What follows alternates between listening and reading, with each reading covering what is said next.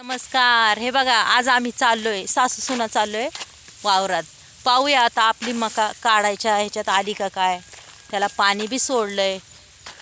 मग बघा आता आम्ही सासू सुना चाललेलो आहे, बघतोय मका आणि तुम्हाला बी दाखवतोय.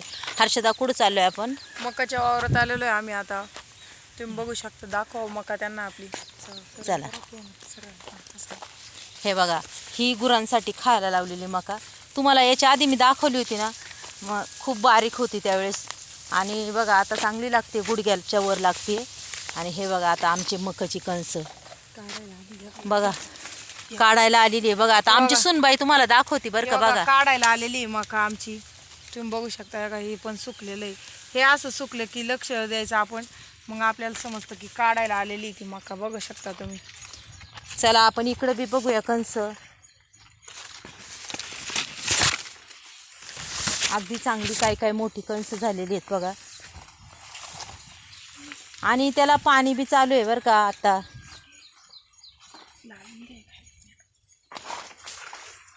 पाहू शकता तुम्ही आमची मका कशी येते आणि सांगा आम्हाला. हे बघा, ही आम्ही नंतर टिपलेली मका. हे बघा, याचं बघा कणीस वाढलेलं नाही. ही आम्ही नंतर टिपलेली मका आहे. आणि आधीच्या टिपलेल्या मकाला बघा कसं कणीस आलेलं आहे. बघा अगदी बघू शकता, काढायला आलेली ही मका.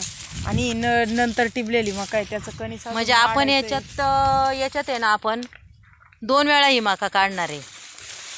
जी काढाय आली ती आता उद्या काढून घेणार आहे. आणि नंतर पुन्हा 4-5 दिवसांनी राहिलेली मका आपली काढायची. मग शेतकरी मित्रांनो, तुम्हाला कशी वाटली ही मका? म्हणजे बघा मकाचे किती फायदे आपण पाहू शकता.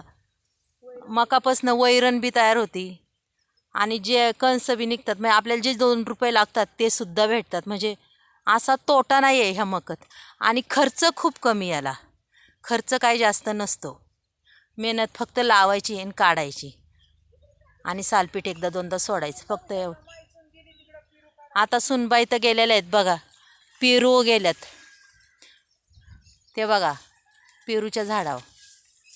कारण की ती शेतात आली की तिचं लक्षच असतं कुठं पेरूचं झाड आहे. पेरू खायला अत्यंत भुताळ आहे बघा. मग चला, आमच्या सासूनांचा कसं वाटलं तुम्हाला व्हिडिओ आजचा, नक्कीच सांगा शेतकरी मित्रांनो.